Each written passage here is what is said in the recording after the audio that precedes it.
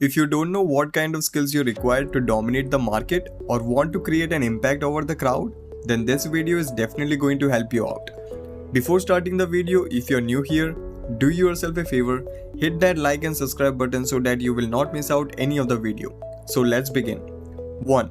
How to sell anything. Now I'm not going to tell you that go and watch how Leonardo DiCaprio used to sell his pen to his client. You already watched that scene, right? Sell me this pen.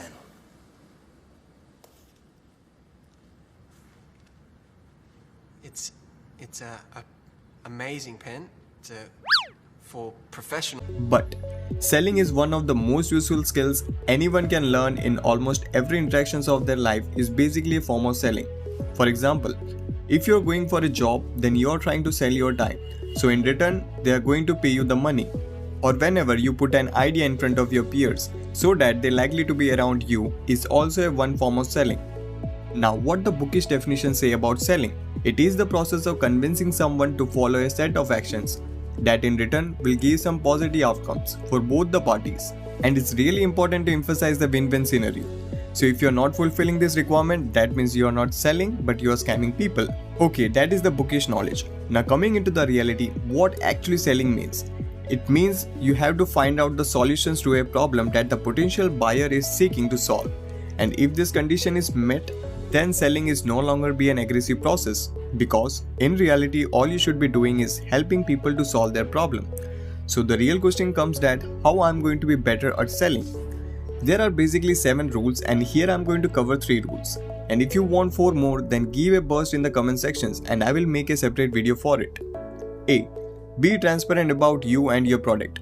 Really understand what your product is, what problem it solves, why people would need it, which people would need it, and how it's going to make their life easier. So if you have answer for all the previous question, then selling will be as easier as like you are solving a math problem when you were at the 12th standard. B. Focus on relationship, not on the sale. You have to keep in mind that honesty is what separates good salesperson from so-called pretenders. Now these so-called pretenders can do anything in order to get their sale done, even though they want to go against the interest of the customer. So stop manipulating the customer cause they are not stupid, but try to build a trustworthy relationship. That will going to be a reason that the customer will stick around you throughout the year. C. Listen more than you speak. The more you know and understand about the customer, the better idea you have of what their problem is. So always pay close attention, ask questions and listen. This will figure it out a different pattern of needs showcased by a potential customer. Now if you solve this pattern in a proper and systematic way, then there will be no problem in presenting your product in front of the customer. 2. How to negotiate like a god. Don't confuse negotiation with bargaining. As my mom oftenly says that go my son and buy the potatoes for 20 rupees per kg, but the market value is 25 rupees per kg. Then guess what? I used to prepare myself as a Spartan now with shield and sword to have a street fight with that seller in order to dominate the vegetable market. Spartans! What is your profession? And that is what bargaining looks like. So what negotiation actually means?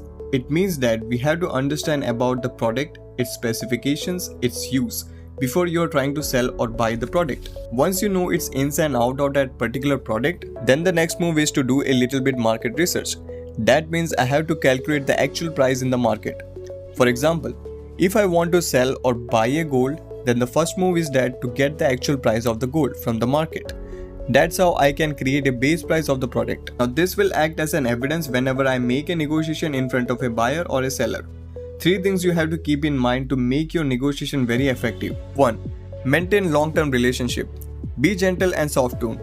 The more you remain humble and kind, the chances are more to dominate the scenario. 2. Patience is the key. Don't be in hurry to end up the deal. The more you are in hurry, it will give more options for the opponent to put more cheesy conversations in order to make the deal happen. So be patient and hold the conversation a little bit while. 3. Delay and silence. Make a delay statements and delay actions. This makes the other party more confused, and that is the time you should have to put your tactics in order to win the situations. Last but not least, 3. Develop your communication skills. Developing your communication skills can help in all aspects of your life. from your professional life to social gathering, and everything which comes in between. So it's not mandatory that you have to learn certain kinds of language, then only you are going to call a good communicator. No, but the ability to communicate your informations more accurately and clearly. So it's never been too late to work on your communication skills. By doing so, you may well find that you improved your quality of life. So why communication is so special? Because it is an art that you have to master over it. And most of the flocks misunderstood that communication is one shot. That means either they have to be fluent or they have to pick up the pace whenever they are trying to speak. But if you want to create an impactful image on the behalf of the other people, then you should have to be aware of the rule that is 7:3.